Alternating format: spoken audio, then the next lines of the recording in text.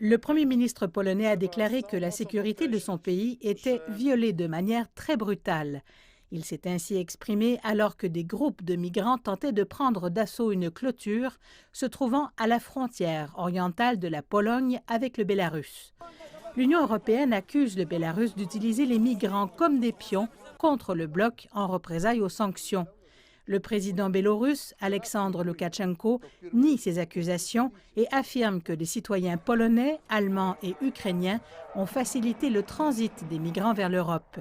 Le Premier ministre polonais, Mateusz Morawiecki, s'est rendu mardi matin à la frontière de son pays avec le Bélarus pour démontrer son soutien aux milliers de soldats, policiers et gardes-frontières supplémentaires qui y sont déployés. La stabilité et la sécurité de l'Union européenne sont en jeu, a déclaré le Premier ministre. Nous savons qu'il s'agit d'une opération entièrement planifiée qui vise à perturber la souveraineté de notre pays. C'est tout à fait clair pour nous. Nous savons avec certitude qu'il y a une recherche de points faibles à la frontière. Avec des réfugiés du côté biélorusse de la frontière, affrontant des soldats et des policiers polonais se tenant fermement de l'autre côté de la frontière, ce conflit de frontières s'est aggravé. Mardi, la Pologne a fermé le poste frontière de Kuźnica alors que les autorités accusent le Bélarus d'une tentative coordonnée pour entrer massivement sur son territoire. Le responsable de la sécurité polonaise a déclaré que le Bélarus voulait des coups de feu et des victimes. D'autres pays de l'UE sont inquiets. La Lituanie, qui a, elle aussi, une frontière avec le Bélarus, parle d'un état d'urgence dans sa zone frontalière. Des milliers d'autres réfugiés se dirigent vers les quelques 5000 qui seraient déjà rendus à la frontière.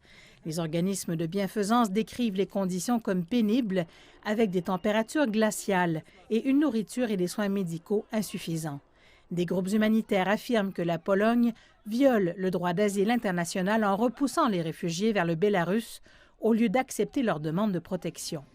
La situation marque une escalade significative de la crise. Depuis le début de 2021, plus de 30 000 réfugiés ont tenté de franchir la frontière biélorusse-polonaise.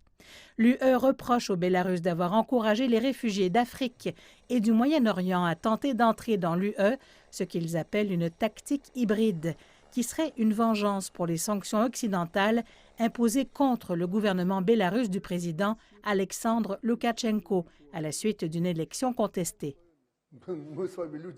Nous sommes des militaires. Nous comprenons ce que c'est aujourd'hui que de faire la guerre à ces malheureux à la frontière de la Pologne avec le Bélarus et de mettre en avant des rangées de tanks. Pourquoi avons-nous raison de croire que les sanctions sont sévères?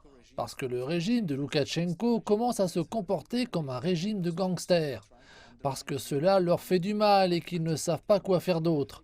Alors, ils essaient de saper l'Union européenne en attaquant et en lançant une tactique hybride contre les États membres de l'Union européenne. Le gouvernement de Loukachenko a nié à plusieurs reprises avoir créé une crise des migrants, accusant plutôt l'Occident de traverser et de maltraiter les migrants. Les températures à la frontière devant chuter au cours des prochains jours, les tensions ne devraient qu'empirer.